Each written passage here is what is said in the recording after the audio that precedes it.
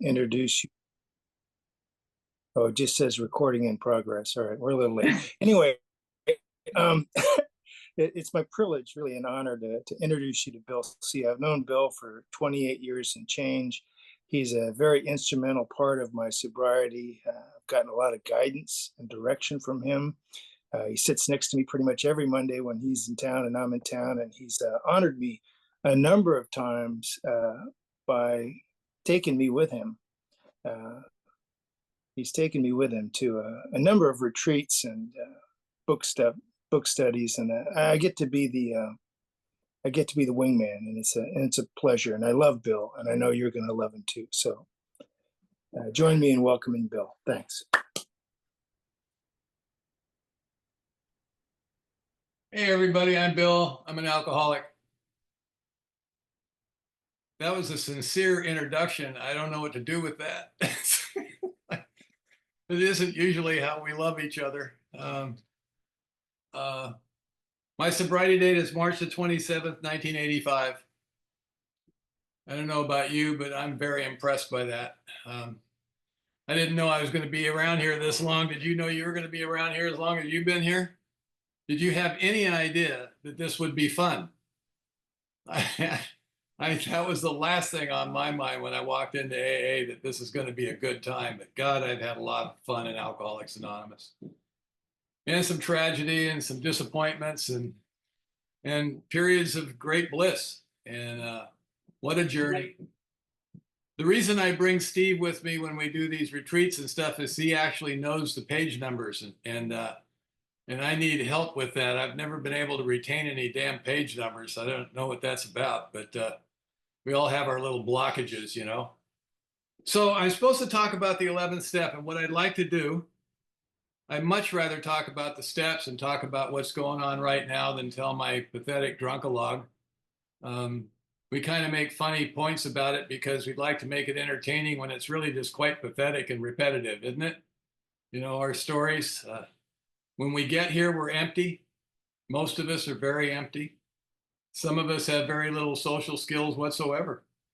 And the journey in Alcoholics Anonymous and this spiritual path that we're on is about growing up, isn't it? Because I think we skipped it. I don't know about you, but I was pretty hammered for 20, 22, 23 years, something like that, from age 14 to 15 to 37 years old when I walked in here. And when I walked in here, after a couple of stints in the mental institution and a few jails for stupid, like drunk and stupid. You ever been drunk and stupid? And they arrest you for just being extremely stupid and very drunk. And I'm not a criminal. I'm too loaded to be any kind of a criminal. I'm a wannabe gangster, and I'm not. And so my life was pathetic. You know, I had personas. And in Alcoholics Anonymous, I built a persona, and I became the phony AA guru for a while, you know, and that was sad and pathetic. You know, at 10 years sober, I did an inventory that would have killed a lesser man, because by that time, even if you're around here pretending, you know some stuff. And when you blow up your life in the mid sobriety, who do you blame then? Who do you blame? Because all of us have a story, don't we? And the story usually includes them. They did this to me. You know, this is why I'm like I am, because of this story, and I have a story. So I walked in here at 37 years old. I had the emotional development of a rather disturbed 16-year-old, and I began the process of growing up later in life. And the chances of doing that and looking good are pretty slim. But two things happened to me when I walked in here that are just pure luck, and I think the first one's the most important. On April of 1985, a month or so after I got out of the recovery place, or just the day I got out, I walked into an AA meeting at the Hermosa Beach Alano Club. It was a meeting called the Gong Show. A lot of people said it wasn't really an AA meeting. I went to it for 20 years. Nicknames are flying around. People are hooting and hollering. They're all dressed up trying to hook up. I didn't know AA was going to be like that. I wasn't expecting you. And I stood in the back of that room because there were no chairs available, and I showed up right on time, and I was in the back of that room. One guy got up to share, and they hooted at him so much he just sat back down. clearly a very loved man in Alcoholics Anonymous. And I started laughing. You ever had that belly laugh? It's been a long time since you had one of those. You weren't loaded, you weren't high on anything. Matter of fact, you're nervous, you feel uncomfortable. I don't know anybody. I didn't feel part of because I wasn't. But I heard the music right away. I got the joke right away. And I couldn't have described it like that then, but later on I look back and that's exactly what happened. 39 years later, I get the joke. I hear the music. I've always been able to tap into the energy of Alcoholics Anonymous, sometimes more than others. But being in a room full of people, most of whom are conscious of the fact that their life has been saved, you can feel that, or at least I can. I feel that. I left that night driving home and I said to myself, you know, this may not be so bad. And the second thing that happened is a week or two after that, I asked this guy to help me, and he actually did, which doesn't always happen. I look back and I feel very fortunate. I mean, this guy said several things to me that night outside the Alano Club when I asked him for help. One of the things he said is, I want you to go home and read the doctor's opinion. Make notes in the margin of what you agree with and what you don't. Be at my house Thursday at 5 o'clock and we'll discuss it. I think what the bottom is, we talk about hitting bottom, and God, I've hit bottoms in sobriety. I'm sure many of you have as well. And I think what the bottom is the collapse of the alibi system, right? You know, it's like we have a reason. The alcoholic life seems like the only normal one, and we have a reason for that. It's them, those people. This happened, the trauma, the tragedy of my life.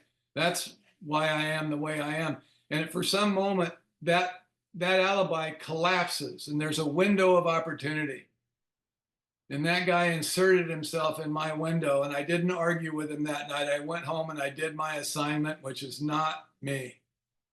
And I showed up at this stranger's house Thursday at 5 o'clock, and he didn't trust me that I'd read it, and he had me sit there and read it to him out loud. I thought all of you were doing this. I thought must be a handbook. There must be a guidebook of some sort.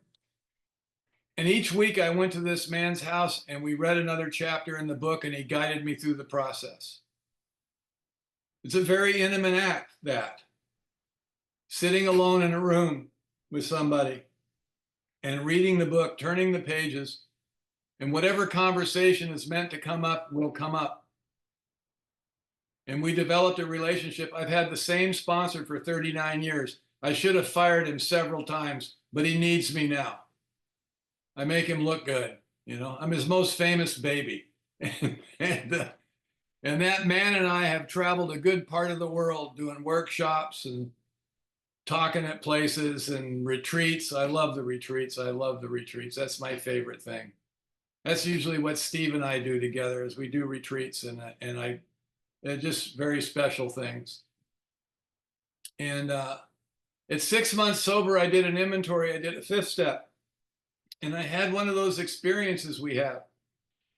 And what that experience was, he told me after I got done with that, and I told him the secrets I was never going to tell anybody, when he asked me if there was anything that I should tell him that I wasn't going to tell him, and I told him. Those things that we think that's who we are, those things. And he said, when you go home today, when you walk in through the front door of your house, think about the guy that walked through that front door 6 months ago compared to the guy that's walking through it today. And I actually did that. I stood on my porch and I thought about that. And what came to me is, my God, it's going to be like this now. Everything had changed. I think that's a spiritual experience, that realization. Aren't most of them aha moments? You know, an understanding that transcends the intellect, a feeling that there's been a shift, that I'm not separate now. Something has happened. 39 years later, that date of March the 27th, 1985 has more significance today than it did then.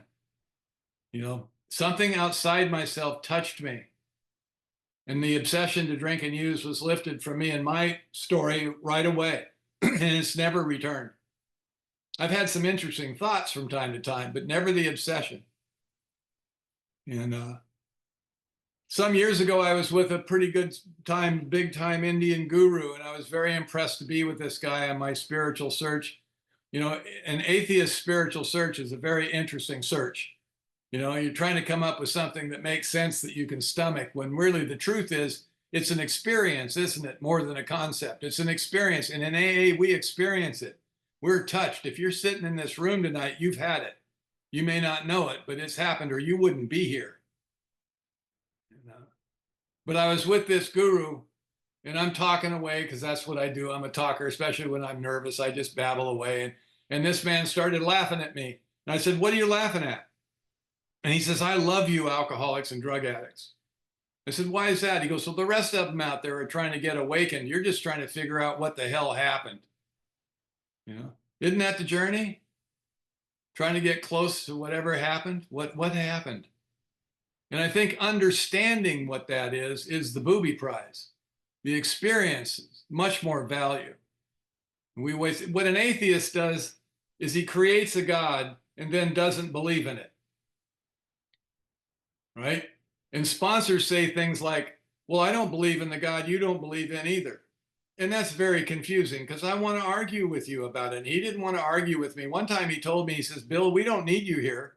You need us. Resign from the debating society." You know, and I remember leaving his house that day when I thought, this is not therapy. This is something else that I'm involved in. God knows I've been shrunk a lot, you know, and I love the subject matter. It's all about me. And in AA, it really isn't much about us, is it? It's about getting out of us. It's about getting out of self. So it says in our book, before that 11-step quote, I believe it's on page 85. It's in the 10th step. And it says, Steve, I think, isn't that right? It says, our very lives, well, not that. What it says is the only thing that's going to save us and give us a life with some purpose, and keep us sober, is the maintenance of our spiritual condition. So I'm a newcomer in AA. I have a job, is to get one of those. Because, right, I don't have one. And so if I'm going to maintain it, I have to first get one. And this is not going to happen overnight. It's going to take some time before I get one of those. It also says in that paragraph that we're going to rest on these things called laurels, and that we shouldn't do that. And one of the definitions of a laurel is a past achievement. I didn't have any of those. And as a newcomer, I've got to get some achievements so that later on I can rest on them and find out why that's not a good idea. And this is going to take some time, right? You know, and because it's experiential. I'm not going to intellectually figure this thing out, develop a spiritual condition, and start maintaining it at 30 days sober. That's not going to happen. It certainly has not happened to me. So a while back, I was sitting thinking about, what is this spiritual condition thing? Because what is it? What's it made? And do I have one at 35 or 36 years sober? How am I doing in the spiritual category? What's it look like to be me?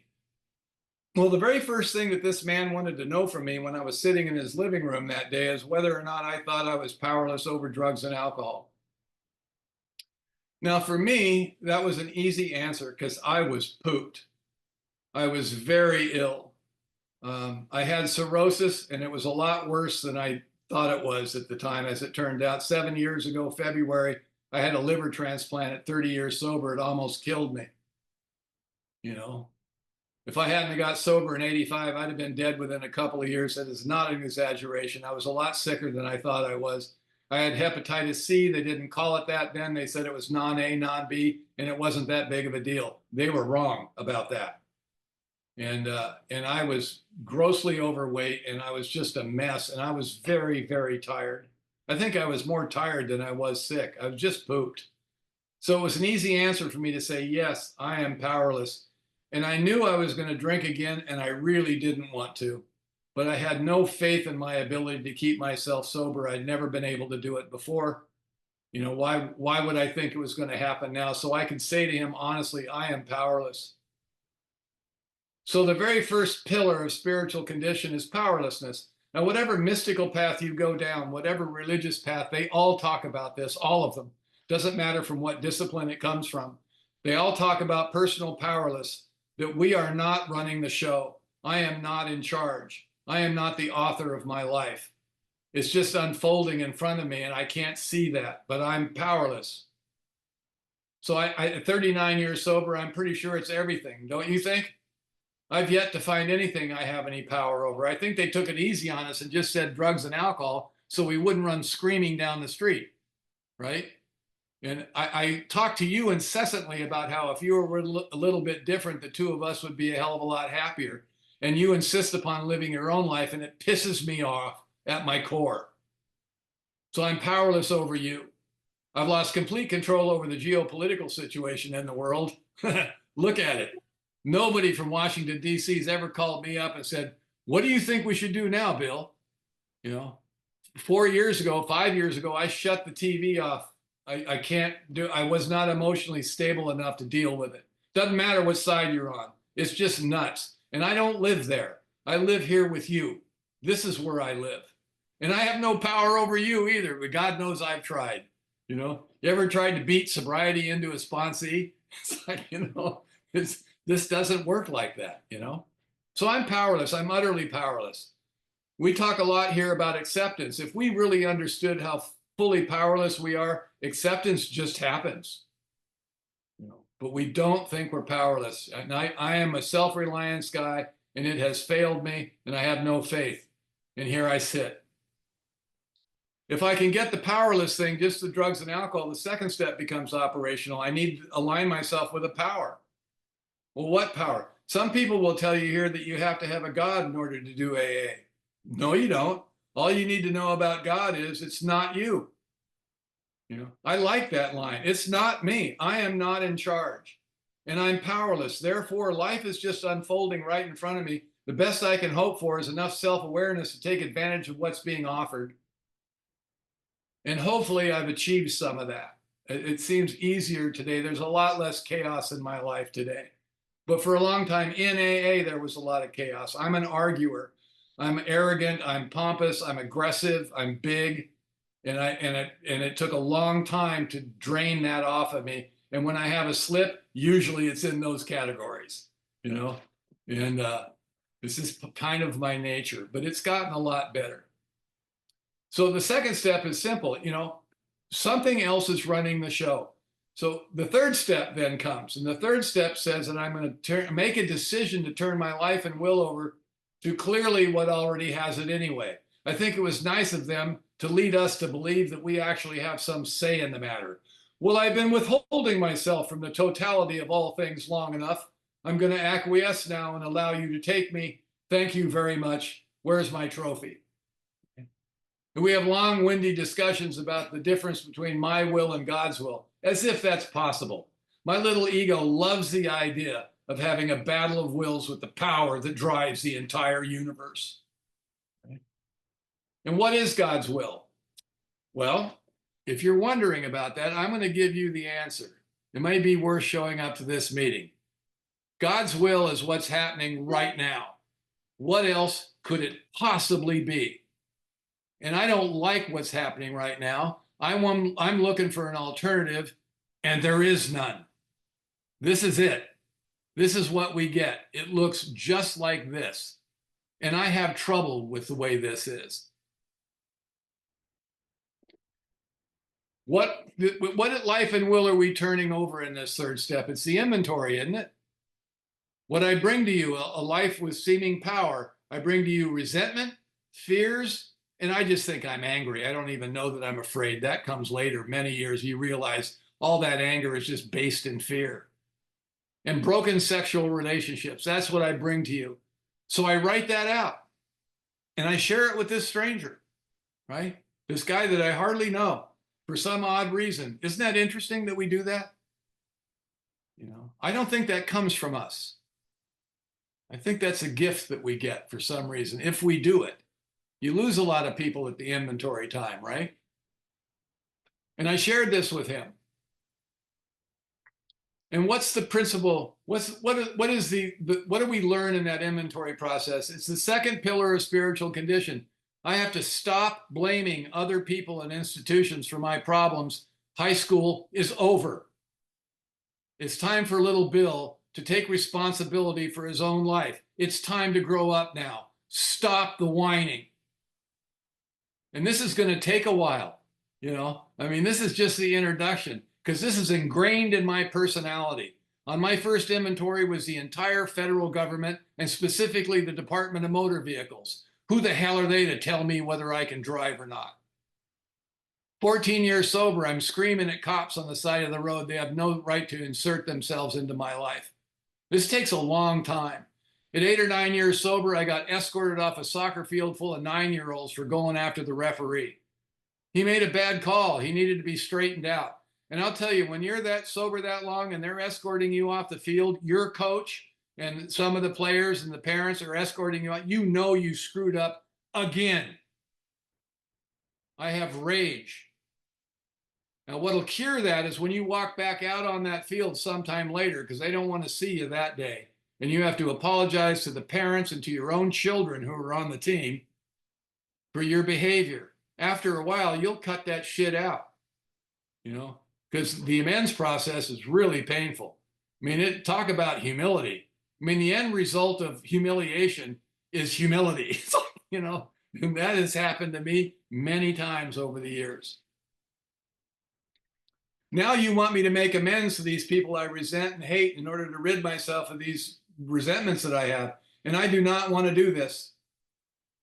It scares the hell out of me. I just want to move on now and forget. One of the great innovations that AA got from the Oxford group is the amends process.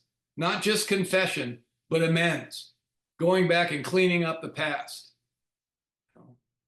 Steve talks about this sometimes. He talks about people who come to him say, I can't meditate, my mind's too busy. Well, have you made the amends? Have you ever asked that to somebody and they say, I'm making living amends? You know what that means? No, I haven't made the amends, right? Do we make living amends? Yes, after we make the amends. Then we attempt to change the behavior, right? And what's the lesson in the amends process? When I go to somebody that I don't ever want to see again and I say the words that need to be said, when I turn and walk away from that experience, I am changed right then and there. No waiting. This is a cathartic experience. The action of doing that will change who I am. It will change the story I've been telling. I've given people motivations they probably didn't have. People are just doing what they do, and I happen to be in the blast radius of their behavior. They're not focused on me. They're just doing what they do. And sometimes you're in my blast radius. I'm not really focused on you. You're just the next victim in line. It's not personal. That's the third pillar of spiritual condition. Nothing is personal. And when those first three come together, powerlessness, no more blaming, and I'm working on it, I'm trying, but I'm having many slips. And then I begin to realize that nothing's personal and this story I've been telling hasn't been accurate. That is the collapse of the egoic structure of who I think I am. This is not necessarily a happy moment. What am I going to replace this with when you begin to see that? And I can tell you that self-awareness without humor is depression. You know, there comes a time in this spiritual path where you stand there and you say to yourself, oh my God, it's me. It was never them. It's me. That's not a happy.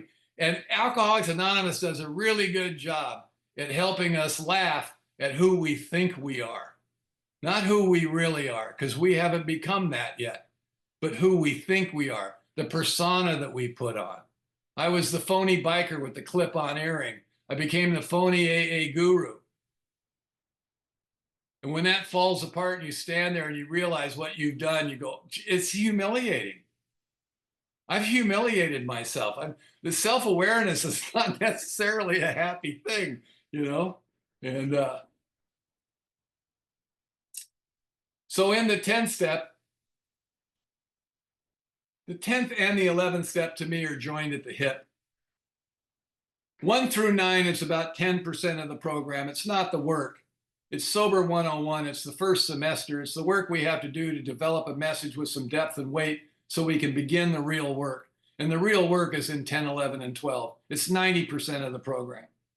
It's where we live. All the other steps are incorporated in it. We will continue to do inventory. But in this self-awareness, the fourth pillar is self-awareness, where it's not self-obsession, it's self-awareness where I can watch myself move through life. I can see it. I realize that I'm the problem. Now there's the opportunity for change. What's that look like? Well, my sponsor loves to say, you can't stay sober on 11 and a half steps. Meditation is part of it. It's in the step, you know? And in meditation, my meditation, I'll sit and I focus on the breath going in and out of my nose.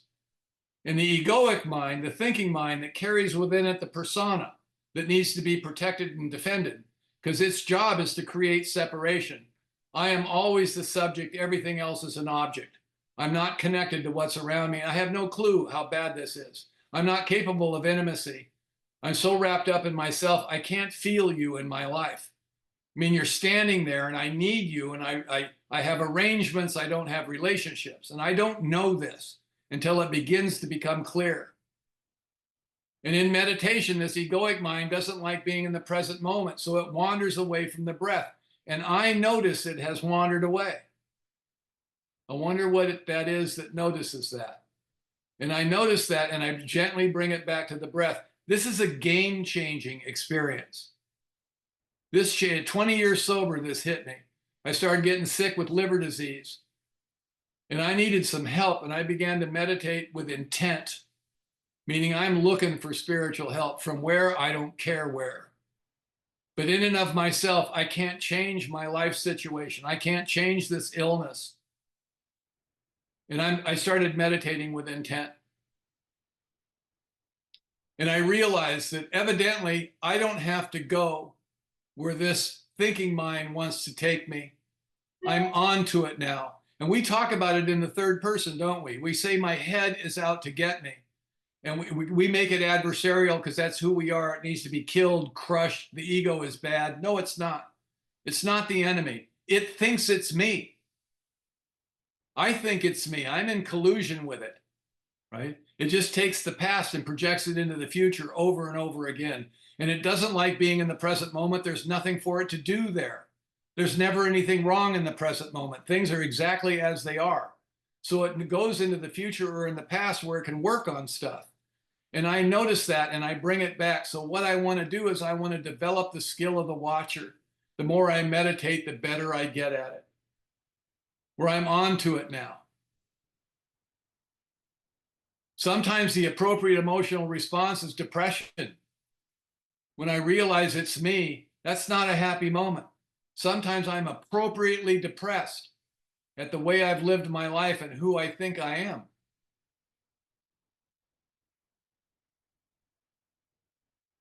When I realize this and I start exercising that watcher, I asked this guru one time, I said, so who we are is the watcher, right? He goes, no. And I went, well, shit. And he goes, precisely, Bill. It is very difficult. Everything is a trap. But I'm looking for answers. I don't know that there are any answers, but there certainly is experience.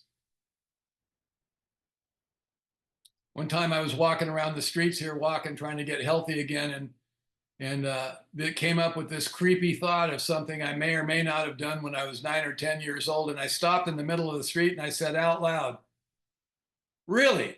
You want to think about that now? Well, I'm just going to move on. Thank you very much for sharing. I know you're trying to help, but I'm just right here in the street and I looked at the asphalt. This is where I am. I'm not 9 years old anymore. I don't want to relive that over and over and over again. And it still does it, but I'm onto it now. I'm onto it. And we got a game going here.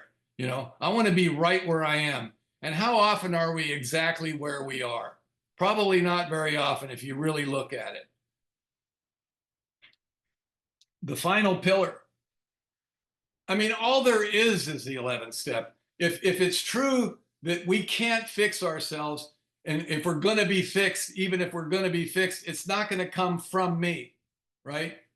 It's going to come from something else. It's going to be an experiential change, a transcendent of my own thinking.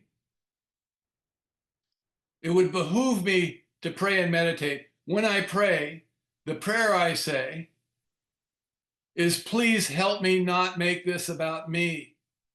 It's not about me. It's about us. It's not about me. Our first tradition is our common welfare should come first. It doesn't talk much about me. It talks about you. It talks about us. That I am not separate. That one of my guru friends tell me the mistake we make, Bill, is thinking that we're independent of each other, and we are not. That's the stress. That's the struggle. There is a self, but we're not independent of each other. And it's really not even each other. It's all of nature. It's everything. We are part of a much larger whole. We're all carbon units. And the thing that's missing from me, the character defect that I don't know that I have, is compassion, because I've never had compassion. So how would I know that something was missing? And what's the mechanism that Alcoholics Anonymous, the spiritual path of AA, uses to develop compassion in us? Sponsorship. When you enter my life, it disrupts everything. You know, there's action and there's activity. You know, there's activities are great. I love all the activities in AA, but the real action is working with others. Like that man did with me, sitting alone in his living room with me and sharing that book with me and sharing his life with me and bringing me into Alcoholics Anonymous. I begin to exercise the compassion muscle. Now, the first 10 years I was sober, I was trying to make a name for myself in an anonymous organization. That's all I had to work with. It's always ego. It's always Bill. I want to be a rock star, but I just have no talent. But I'm in AA. I might as well run this thing then. And I'm looking for devotees. I'm trying to collect people. You know, I'm going to build my own little empire. And it didn't matter what my motivation was, because what happened by me doing that work is I fell in love with you. You can't not do that. When somebody shares the most important fifth step you'll ever be involved in is the first one you listen to. And you have somebody bare their soul to you, this stranger, like I did to that stranger. And I am never not moved by that. When you enter my life, it disrupts everything. And I fell in love with you. You wanted me at certain points of your life because I was important to you. You wanted me when you were having your babies because I was part of your life. When 1985, when I walked in here, nothing like that was happening. Nobody was interested in anything I had to say. You can tell how spiritual you are if you're surrounded by people that love you, and you can feel and accept that love. And I am surrounded by people that love me. And the reason for that is you have made me lovable. When I got here, I wasn't like that. The reason you love me is because I love you, and it's reciprocated. When I was in that hospital after the surgery, I was in that hospital for 3 months. And you came, Steve Lamb smuggled Popeye's chicken into me in that hospital in there. And the surgeon came in there and saw it. My daughter almost kicked his ass, you know, but was he trying to help me or hurt me? I'm not sure, but that's love. That's love. I wanted Popeye, so he got me what I wanted, you know. It's like, he's like a dealer. But there was a moment in that time when people were coming in, and when you're in the liver department at Cedars, they never once asked who you people were. They're used to AA in the liver department, if you can imagine that, you know. That's who's in there, right? So they would just shove you out of the way and do what they had to do. But there was a moment where I felt myself being resistant to this love that was being shown to me. And I've been around long enough to know, what is this, Bill? What is it in you that still is trying to tell you that you don't deserve this or it's not real? And I remember crying in that room and realizing I am loved today. And that's not an ego trip. That's just the reality of my life. You know, there's people that I'm close to, people that I care about, people that I love. And I'm a people guy. I've always been an extrovert. And you're in my life. And my wife is 34 years sober. She sponsors lots of women. We try to keep them separated, given the gene pool. You know, she'll say to me, that guy Steve, is he okay? No, Karen, none of them are okay. Lee, get your girls away from my guys. You know, come on now. You know, it's like, that's our house. That's the house I live in today. And I'll leave you with this thought. I know I've run out of time here. They say here you got to give it away to keep it. No, You have to give it away to even get it. And I believe if we don't do that, if we don't formally sponsor people, I don't know that we ever really learn the compassion. Nothing has changed me more than you in my life. Thank you very much for letting me share with you. So I want to see hands. Come on, guys, let's put hands up. And while you're doing that, let me just say, number one, the bottom is the collapse of my alibi system. Secrets. I think I'm the things I've done. No, that's not who I am. Understanding is the booby prize. The real prize is the experience. And then I love this one. I have to get a spiritual condition to maintain. I don't come here with one. Like, just so beautiful. Thank you for the pillars. Come on, John. Come on in. I figured I'd get it going for us. My name's Come on. John Corboy. I'm a grateful alcoholic. Bill, thank you for such a beautiful share. It was captivating. You know, what I really resonated with me is that being awake enough to recognize when the universe is giving us opportunities. And I'm able to take leaps of faith today. Sometimes my sponsor says sometimes that's the only mode of transportation is a leap of faith. But when I do that today, most of the time I'm calm. And I would love to hear on your journey what it is that you've done to help you find calm and peace in those moments when you are taking those leaps that maybe seem scary to some or scary to us in that moment. I remember one time I was in the hospital after the transplant. My life got saved. I remember my wife looking at me as I woke up. I was in ICU, and she looked down at me and she said, "You're not going to die." This was really good news. It's like people were coming to say goodbye to me for a long time. That's a weird experience, you know, and you can see it in their eyes. And um, I was in the hospital one night and I was really uncomfortable.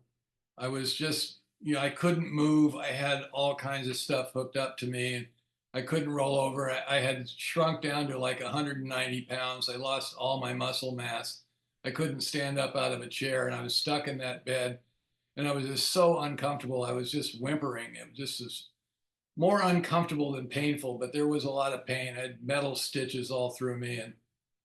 And so I said, man, I need to meditate. I need to meditate. And I got quiet and I breathed and I was meditating. And at one point I burst out laughing because clearly what I was trying to do is change the situation, you know, and that's not possible.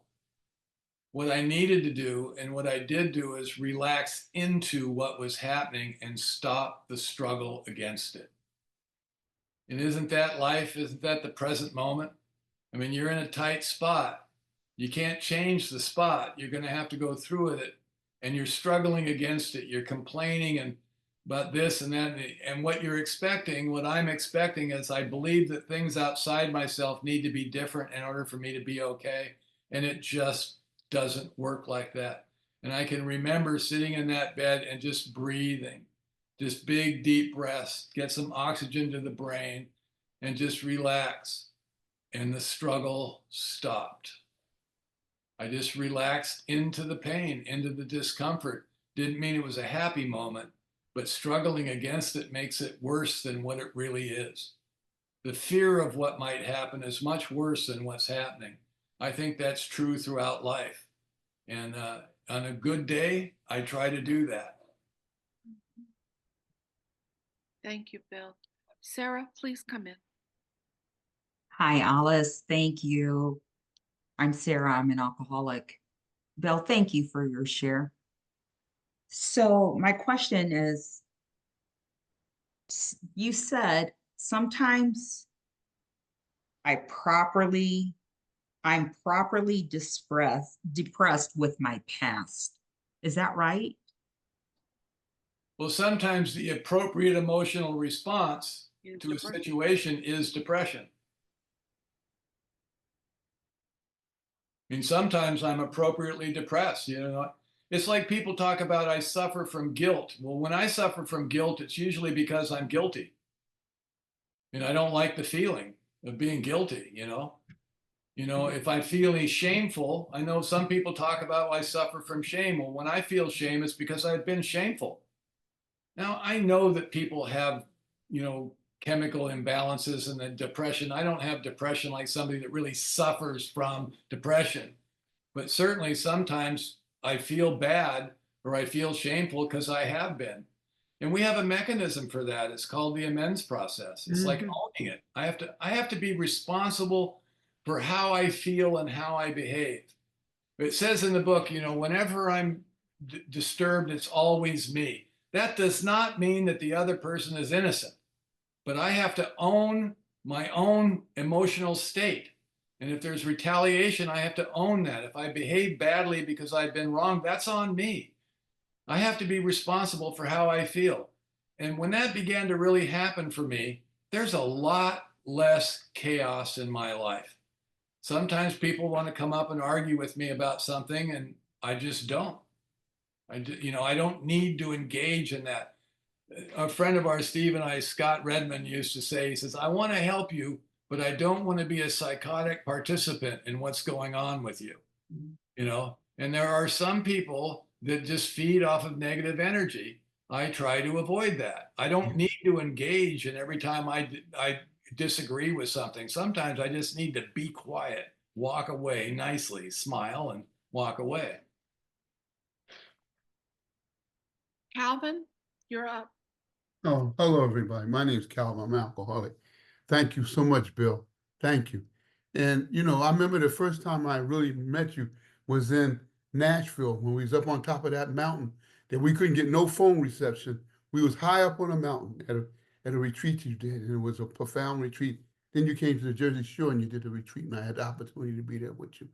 And you always carry a strong message. But I wanted to ask you something. You had said at one retreats more so, and you said something about climbing the AA corporate ladder. I always think about that, and you got up there and you found out wasn't nothing there. Could you just expound a little bit on that if you could? Yeah.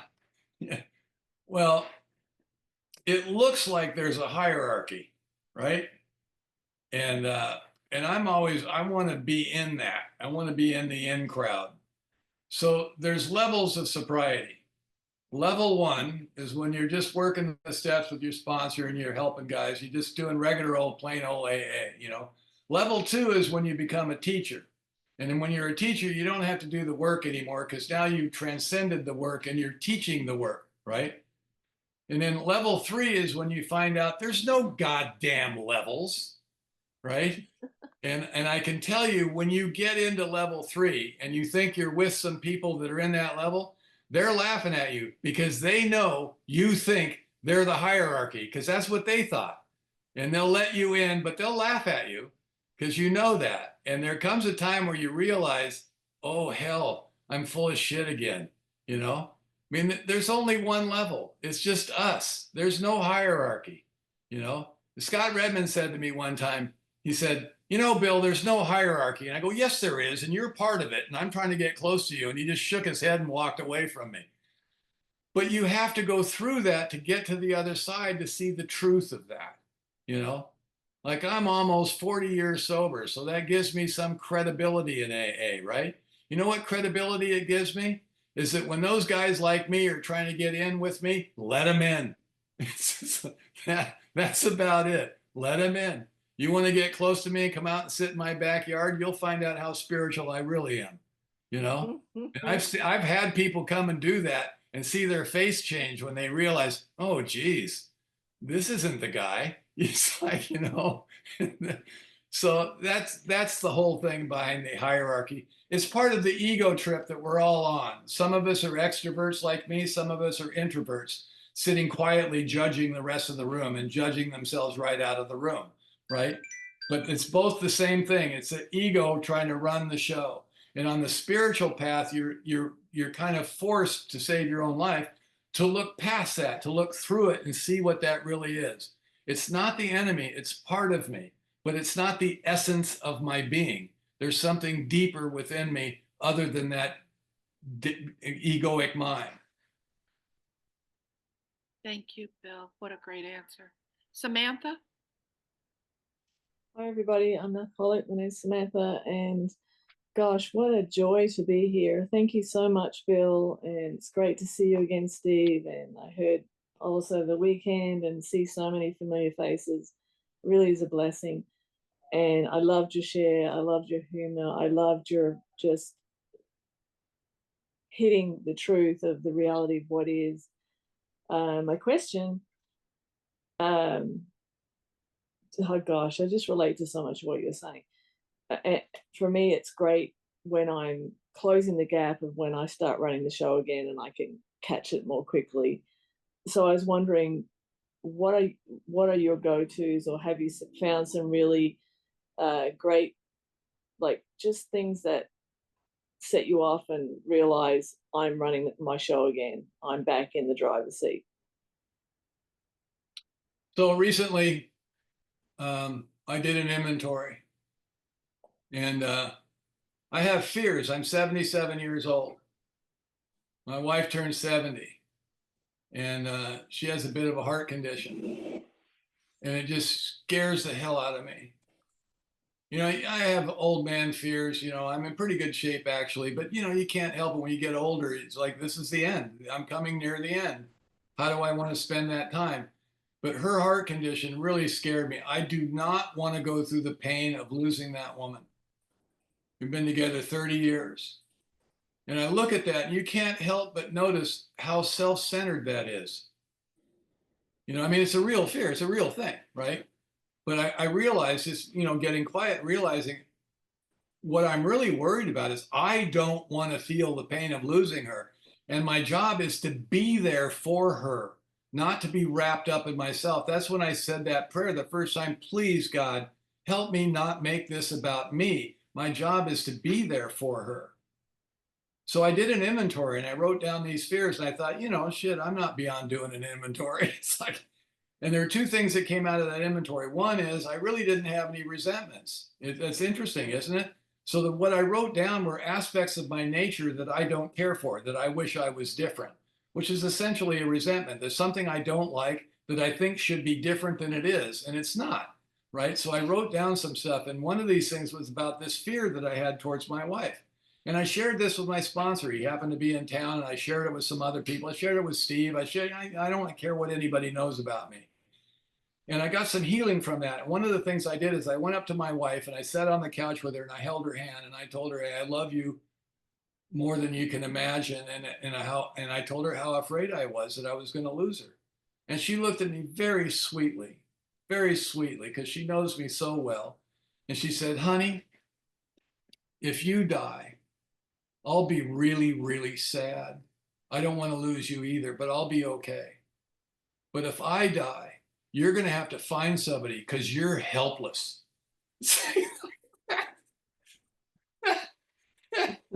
So sometimes in Alcoholics Anonymous, we replace fear with laughter when we realize how silly we are and how self-centered. Doesn't mean it's not real. I mean, I'm not, but there's a perspective change that can happen. And when that happened, it changed my perspective. And I realized, like I was there when I nursed both my parents when they died. It was a sad thing, but they were older and they had cancer and I took care of them. And the whole time I was there, no, this is exactly where I'm supposed to be, doing exactly what I'm supposed to be doing. There's no separation. And in that, it was a very happy time because they could trust their big, strong son to take care of them. And they weren't worried about me anymore. They saw me be sober. They saw my dad was sober 45 years when he died. And I was right there where I'm supposed to be. And that's where I'm supposed to be for my wife. And I need to be there for her, to help her, to be supportive.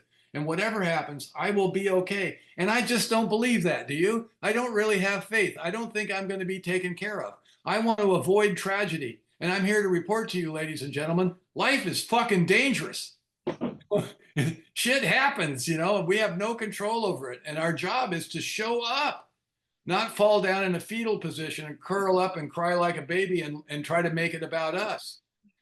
Quick story, I had a guy that I was sponsoring, his dad was dying and he was very close to his father. And he called me up one time and he said, I don't think I'm going to make it through this. And I said, dude, it's your dad that's going to die. You're going to be fine. And we both laughed because he had made it about himself. And isn't that what we help each other do? Is see the larger picture? To get out of self. This isn't about getting deeper into self. It's about getting out of self and becoming part of a larger whole. Irina, you have the joy of being our last question for the evening. Thank you for being here. Thanks, Alice. Bill, thank you. Good evening, family. My name is Irina Mazzi. I'm an alcoholic. Thank you. You gave me so many things to think about because I've just been doing some of my own inventory work these days as we're supposed to do, right? And I've come to learn that denial and avoidance are inextricably linked. And that hit me like a ton of bricks. And I've been questioning my faith because I'm trying to separate my religious faith from the faith I have in Alcoholics Anonymous and things like that. And I was just curious about your thoughts about things like that when there's that denial and avoidance. Okay, I have my new awareness and I'm going to be moving forward from that. But I'm noticing that there's this lack of faith in my higher power, this lack of trust in my higher power. And it took me a long time to realize that. And I'm just wondering what your thoughts would be and as far as how you would perhaps, or just your thoughts in general about moving forward. Thank you. So I used to hear early on that people would say they have a personal relationship with a power greater than themselves. And I'm on my little journey, and I'm an old hippie, so I'm getting into Eastern stuff and sitting around with Baba Ram Dass and some really cool people, actually, great storytellers. And I would ask people when I'd hear them say that, can you describe that to me, this personal relationship? And what would usually happen is some guy would get kind of upset about that because he's just repeating something he heard somebody else say. And I get that. I've done that. And then someone else I would ask, and they would try to describe it to me. And you knew they really had something, but it doesn't lend itself to words. They would talk about having a friend or like a father figure or something like that. So I knew there was something going on, but I didn't have that. And what I've come to for myself personally is I think the ego wants to have its own personal relationship with this power, one that's preferably better than yours. And you can see that throughout the world. We're right and they're wrong. God, you wouldn't want to pick the wrong God. You know, that would be a disaster, wouldn't it? And what I've come to is, what if God is impersonal by nature? All there is that. There isn't anything else. There's no God-sized hole in me. I have everything I already need. And what the spiritual path does is subtract everything within me that's stopping me from seeing that it's already here. There's never been anything missing. I'm not in denial. I'm delusional. I don't see that. I can't see that there's no separation. So I don't have this personal thing. It's more impersonal because I think that's what it is. And there are moments, like I described, of being right where you're supposed to be, doing exactly what you're supposed to be doing. I believe that's God's will. You know, I think whatever that might be. Is there an entity up there? I don't know. I'll tell you one thing, though. When you get older, you start thinking about heaven. That would be nice. It's like, you know, it's like, so I try to stay out of the concept business and more in the experience business.